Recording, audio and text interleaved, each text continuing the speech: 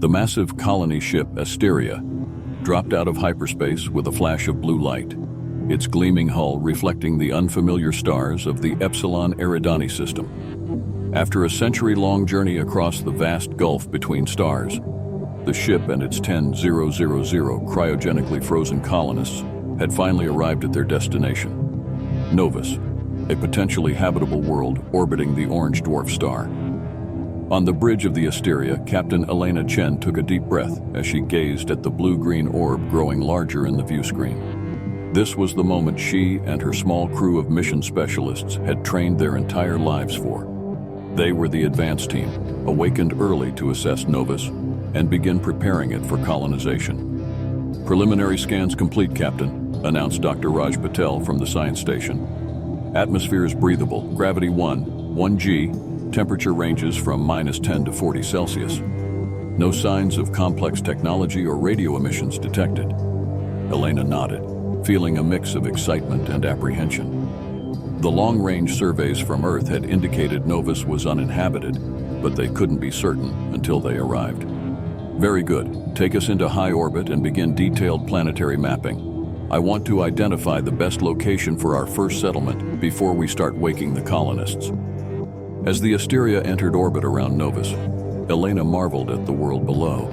Vast blue oceans covered nearly 80% of the surface, with the land masses a patchwork of green forests, golden savannas, and craggy mountain ranges.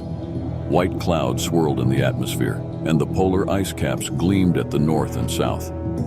It was hauntingly similar to Earth, yet alien at the same time. Over the next few days, the crew conducted intensive scans and sent down automated probes to analyze the surface.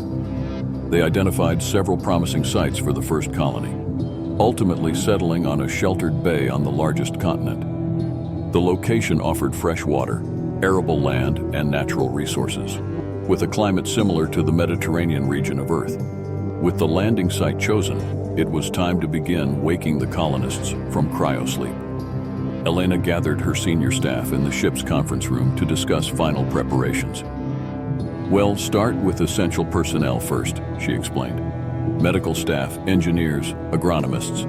Once we have a basic infrastructure in place planetside, we'll gradually revive the rest of the colonists in stages."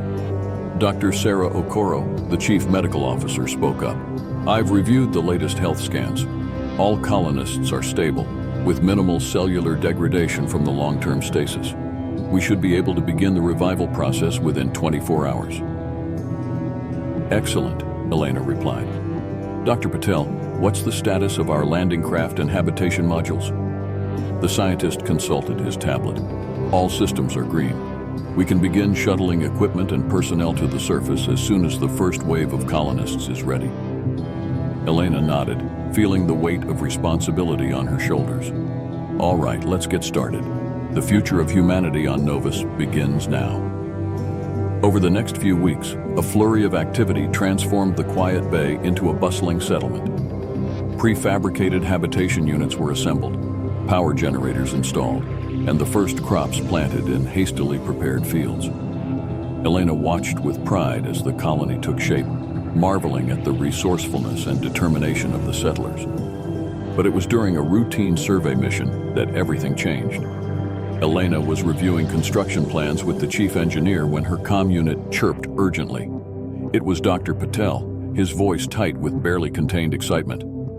"Captain, you need to see this immediately. We've made first contact." Elena's heart raced as she rushed to the command center. On the main view screen, she saw live footage from one of the survey teams. The camera panned across a clearing in a dense forest, revealing a group of bipedal beings unlike anything she had ever seen. They stood about 5 meters tall, with slender bodies covered in short, iridescent fur that shimmered in the sunlight. Their faces were vaguely feline, with large, expressive eyes and small, pointed ears. They wore simple clothing made from woven plant fibers and carried stone tools and wooden spears. The beings were gathered around one of the survey team's robotic drones, cautiously examining it with a mix of curiosity and wariness. They chittered to each other in a musical language, gesturing animatedly. Elena stared at the screen in disbelief. "My God," she whispered, "we're not alone." The discovery of the native species, whom the colonists dubbed the Novani, threw the entire mission into chaos. The settlement was immediately placed on lockdown as Elena and her advisors debated their next move. "We can't just pack up and leave," argued Dr. Okoro. "We've already committed too many resources, and there's nowhere else for us to go. This is our one shot at a new home for humanity." "But we can't simply displace or subjugate an intelligent species," countered Dr. Patel. "It would be morally reprehensible, not to mention a violation of every first contact protocol we have." Elena listened to the heated debate, her mind racing. She knew that whatever decision they made would have profound consequences for both humanity and the Novani. After hours of discussion, she made her choice. "We will attempt peaceful contact and cultural exchange," she announced. "If we can establish communication and mutual understanding, perhaps we can find a way to coexist on this world." The next few months were a whirlwind of careful preparation and tentative encounters. Linguists worked tirelessly to decipher the Novani language, while anthropologists and xenobiologists studied their culture and biology from a respectful distance. Slowly but surely, trust began to build between the two species. The Novani, it turned out, were a curious and generally peaceful people, with a rich oral tradition and a deep connection to the natural world. They lived in small nomadic tribes scattered across the continent, following seasonal migration patterns. Elena will never forget the day she first met with a Novani elder face to face. The being's name was Zira, and despite the vast differences in their appearance and background, Elena felt an immediate connection. Through the halting translations of the linguistic team, Zira explained that the Novani had long known of the existence of other worlds and peoples among the stars. It was part of their spiritual beliefs, passed down through generations of storytellers. The arrival of the humans was seen not as an invasion, but as the fulfillment of an ancient prophecy. "Your people come from beyond the Sky River," Zira said, gesturing to the starry band of the Milky Way. "You bring great knowledge and power, but you also bring great danger. The path ahead is uncertain, but it is one we must walk together." Elena was deeply moved by Zira's wisdom and openness. She vowed to do everything in her power to ensure that humanity's presence on Novus would be a force for good, not destruction. As the colony grew and more settlers were awakened from cryosleep, Elena implemented strict protocols for interaction with the Novani. Cultural exchange programs were established, allowing small groups from both species to live and work together.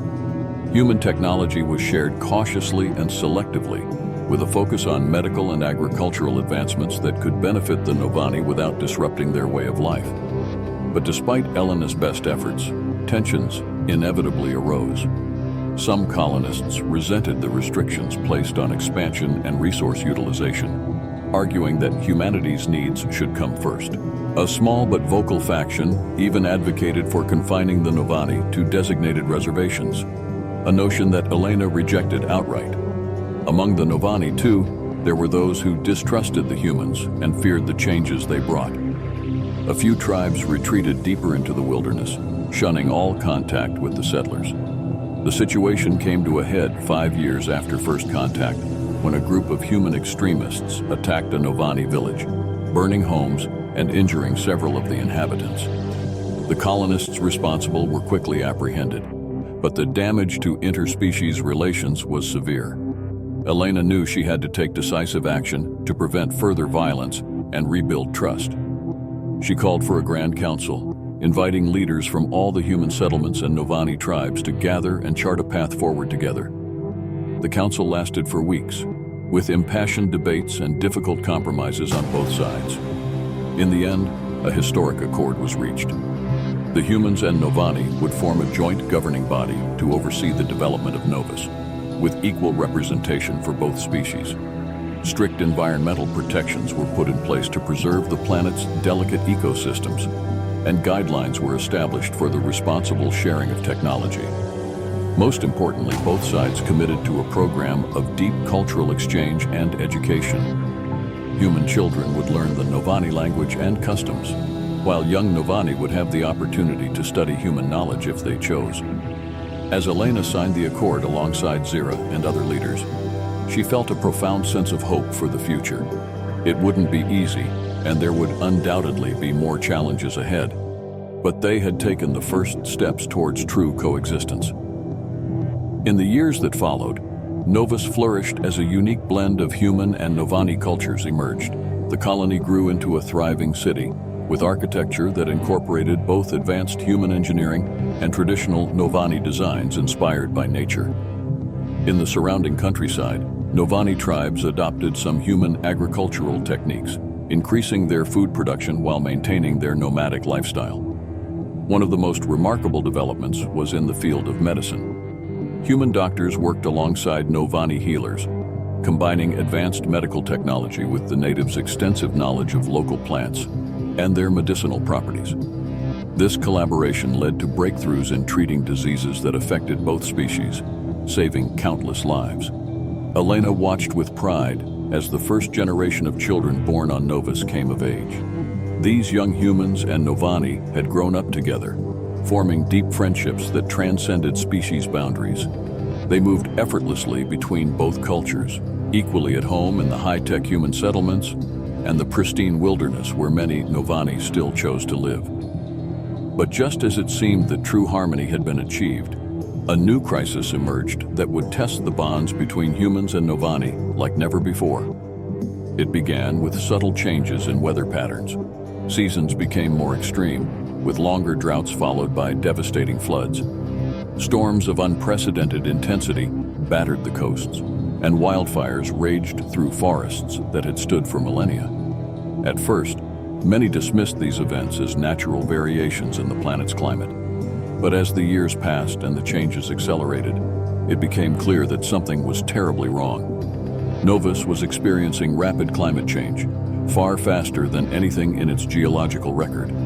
The cause, when it was finally discovered, sent shockwaves through both human and Novani communities.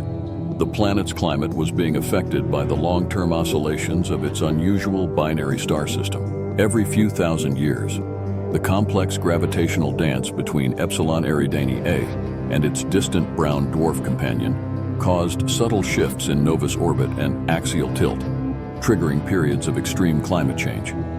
The Novani had survived previous cycles by adapting and migrating, their oral histories preserving memories of these great upheavals. But the presence of the human colony complicated matters enormously. The settlers had established permanent cities and infrastructure that couldn't easily be abandoned or relocated. As the crisis deepened, old tensions resurfaced. Some humans argued for geoengineering solutions, proposing massive projects to stabilize the climate through technological intervention. Many Novani, however, saw this as a dangerous overreach that could have unforeseen consequences for the planet's delicate balance. Heated debates raged in the Joint Council, with both sides presenting passionate arguments. Elena, now serving as the human representative on the council, found herself caught in the middle, struggling to find a solution that would protect both species and the planet they shared. It was during this time of turmoil that Elena's daughter, Mira, emerged as a voice of reason and hope. Born on Novus to human parents but raised with deep connections to Novani culture, Mira embodied the best of both worlds. She had inherited her mother's leadership skills and diplomatic touch, combined with a profound understanding of Novani spirituality and their harmonious relationship with nature. Mira proposed a radical plan. Instead of trying to fight the climate change through brute technological force, they should work with it, using a combination of human science and Novani traditional knowledge to adapt to the shifting conditions. Her proposal called for the gradual relocation of human settlements to more stable regions, using advanced predictive models to stay ahead of the worst changes. Novani tribes would share their ancestral wisdom about weather patterns and plant and animal migrations, helping to guide these movements. At the same time, human technology would be used to create resilient mobile infrastructure that could be more easily relocated as needed. Sustainable energy systems, efficient water management, and climate-resistant agriculture would be developed to support both species through the difficult transitions ahead. It was an ambitious plan that would require unprecedented cooperation and sacrifice from both humans and Novani. Many were skeptical that it could work, but Mira's passion and the growing trust between the two species won over enough supporters to give it a chance. As the years passed and the climate continued to shift, Mira's vision slowly became reality. Human cities became more adaptable, with modular buildings that could be disassembled and moved as needed.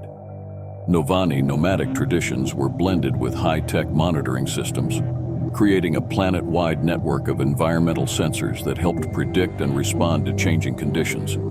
The process wasn't without its hardships. Some areas had to be abandoned entirely as they became uninhabitable, leading to difficult relocations and the loss of cherished homes and sacred sites. But through it all, the bond between humans and Novani grew stronger as they faced these challenges together. One of the most remarkable outcomes of this period was the development of a new form of governance that combined the best aspects of both cultures. The rigid hierarchical structures that humans had brought from Earth gave way to more flexible, consensus-based decision-making inspired by Novani traditions. At the same time, the Novani adopted some human concepts of individual rights and technological progress, creating a unique hybrid society. As Elena watched her daughter lead this transformation, she felt a profound sense of pride and hope for the future. The dream of peaceful coexistence that had begun with first contact was being realized in ways she could never have imagined. But even as Novus adapted to its changing climate, a new challenge loomed on the horizon. The long-range communications array, which had maintained sporadic contact with Earth, picked up a series of urgent messages. The news from humanity's homeworld was grim. Earth was facing its own environmental catastrophe, with rising sea levels, extreme weather, and collapsing ecosystems pushing human civilization to the brink. The messages spoke of widespread unrest, resource wars, and the very real possibility of societal collapse. The final transmission contained a desperate plea. Earth was sending a second wave of colony ships to Novus, hoping to evacuate as many people as possible before it was too late. But these ships would be arriving in less than a decade, far sooner than anyone on Novus had anticipated. The news threw the delicate balance on Novus into chaos. How could they possibly accommodate millions of new human refugees when they were already struggling to adapt to the planet's changing climate? Many feared that such a massive influx would overwhelm the world's ecosystems and reignite conflicts with the Novani. Elena, Mira, and the rest of the council faced the greatest challenge of their lives.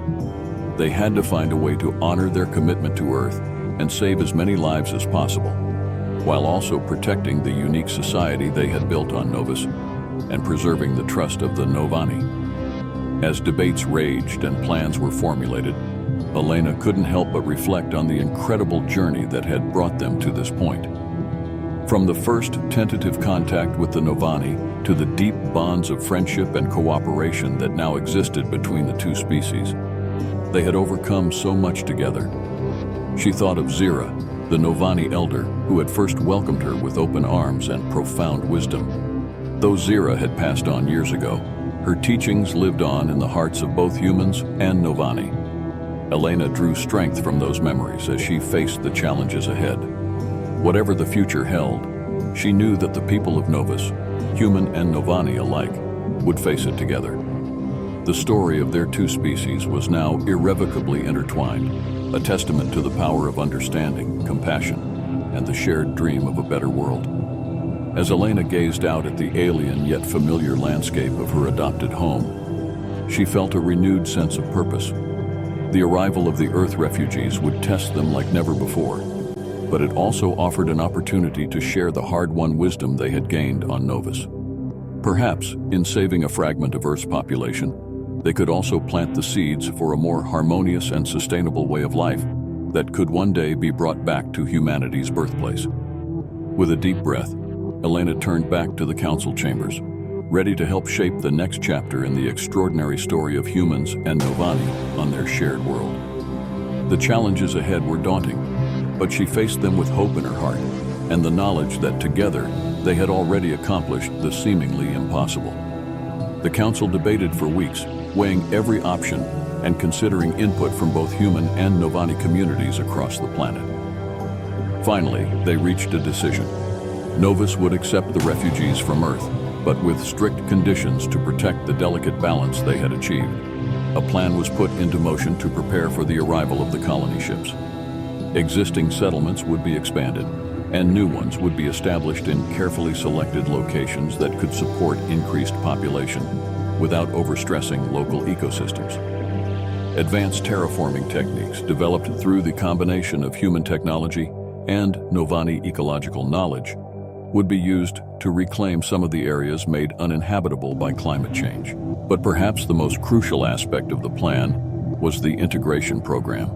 Every refugee from Earth would be required to undergo intensive cultural training, learning about Novani customs, language, and the unique hybrid society that had developed on Novus. They would also be educated about the planet's delicate ecological balance and the importance of sustainable practices. To help with this massive undertaking, Mira proposed the creation of a new role, cultural ambassadors. These would be teams consisting of both humans born on Novus and Novani, who would work directly with the new arrivals to help them acclimate and find their place in this new world. As the years passed and the arrival of the Earthships drew nearer, Elena found herself marveling at the transformation of Novus. The planet had become a beacon of hope, a shining example of what was possible when two vastly different species came together in a spirit of cooperation and mutual respect. The day the first colony ship appeared in the sky above Novus was one Elena would never forget. As she stood with Mira and other leaders, both human and Novani, watching the massive vessel descend, she felt a mix of excitement and apprehension. The ship touched down on a specially prepared landing zone outside the capital city. As the airlock cycled open, Elena held her breath. The first figures to emerge were a group of children, their eyes wide with wonder, as they took in the alien landscape and the assembled welcoming committee. One small girl, no more than 6 years old, broke away from the group and ran towards Elena. Without hesitation, she threw her arms around the older woman's legs, looking up at her with tears in her eyes. "Are we safe now?" the child asked, her voice trembling. Elena knelt down, gently placing her hands on the girl's shoulders. "Yes, little one," she said softly. "You're safe here. Welcome to your new home." As more refugees began to disembark, Elena was struck by the mix of fear, hope, and desperation on their faces. These people had left behind everything they knew, fleeing a dying world in search of a second chance. It would not be easy for them to adjust to life on Novus, but Elena was determined to help them find their place in this new world. The integration process was challenging as expected. Many of the refugees struggled to adapt to the unfamiliar environment and the presence of the Novani. Some clung to old prejudices and fears, resistant to the idea of coexisting with an alien species. Others were overwhelmed by guilt at having left Earth behind, carrying the weight of those they had been forced to leave behind. But there were also moments of profound beauty and connection. Elena watched with joy as human children from Earth played with their Novani counterparts, their laughter bridging the gap between worlds. She saw tears of gratitude in the eyes of refugees as Novani healers used their knowledge of local plants to treat illnesses that had been incurable on Earth. As the months passed, the new arrivals slowly began to find their footing. Many were eager to contribute their skills and knowledge to their adopted home, leading to new advances in technology, art, and science. The blending of Earth cultures with the existing human Novani society of Novus created a rich tapestry of traditions and innovations. One day, about a year after the first refugee ship had landed, Elena received an urgent message from the planetary defense system. An unidentified vessel was approaching Novus, one that didn't match any of the expected colony ships from Earth. As the strange ship drew closer, tension mounted. Was this a previously unknown group of human refugees? Or perhaps a completely new alien species? The possibility of hostile intent couldn't be ruled out. Elena convened an emergency meeting of the council to decide how to respond. After much debate, they chose to send a small delegation to make first contact, led by Mira. Her unique background and diplomatic skills made her the ideal representative for this delicate mission. As Mira's shuttle approached the mysterious vessel, Elena watched from the control center with bated breath. The fate of Novus could hinge on this encounter. To everyone's shock, when communication was established, the beings on the other ship spoke in perfect Novani. They identified themselves as the Guardians, an ancient and highly advanced species that had been observing Novus for millennia. The Guardians explained that they had been responsible for seeding life on many worlds throughout the galaxy, including both Earth and Novus. They had watched with great interest as humans and Novani forged their unlikely alliance, seeing it as a test of sorts. Your two species have demonstrated remarkable resilience and capacity for growth, the Guardian leader told Mira. In coming together despite your differences, you have proven yourselves worthy of joining the greater galactic community. The news that Earth and Novus were essentially distant cousins, both created by the same progenitor species, sent shockwaves through both human and Novani societies. It challenged long-held beliefs and sparked intense philosophical and scientific debates, but it also brought a deeper sense of connection between the two species. The shared origin gave new meaning to the bonds they had forged and strengthened their commitment to a common future. The Guardians offered to share some of their advanced technology with Novus, particularly in the areas of environmental management and space travel. This knowledge, they said, could help stabilize the planet's climate and potentially even allow for the restoration of Earth in the future. However, the gifts came with a warning. The Guardians stressed that with great power came great responsibility. How Novus used this knowledge would determine whether they would be welcomed as equals in the galactic community or deemed a potential threat to be contained. Elena, Mira, and the rest of the council faced a momentous decision. Accepting the Guardians' offer could propel their civilization forward by centuries, but it also carried significant risks. The introduction of such advanced technology could upset the delicate balance they had worked so hard to achieve. After much deliberation, they decided to accept the Guardians' knowledge, but to implement it slowly and carefully. A joint human-Novani research team would work closely with Guardian advisors to study and adapt the new technologies in a way that aligned with their values of sustainability and harmony. As the years passed, Novus flourished in ways Elena could never have imagined when she first set foot on the planet. The climate stabilized, allowing both human and Novani populations to thrive. Advances in medicine and biotechnology extended lifespans and eliminated many diseases. Perhaps most excitingly, Novus began to develop its own space program. Using a combination of human ingenuity, Novani intuition, and Guardian technology, they created ships capable of faster-than-light travel. This opened up the possibility of exploring other star systems and potentially even returning to Earth to aid in its restoration. Elena, now in the twilight of her years, watched with pride as her granddaughter prepared to captain the first Novus exploratory mission beyond their solar system. The young woman was the embodiment of the world Elena had helped create, born to human parents, but raised in Novani traditions, equally at home with advanced technology and ancient wisdom. As the sleek starship rose into the sky, Elena felt a sense of completion. The journey that had begun with the Asteria's arrival at Novus had led to something far greater than anyone could have predicted. Humans and Novani had not only learned to coexist, but had forged a new civilization that honored the best aspects of both cultures. Whatever challenges the future might hold, Elena knew that the people of Novus human, Novani, and the generations of children born of both worlds would face them together. They had proven that even the most profound differences could be bridged with understanding, compassion, and a shared vision of a better future. As the ship disappeared into the starry sky, Elena closed her eyes and smiled. The next chapter of their incredible journey was just beginning, and she couldn't wait to see where it would lead.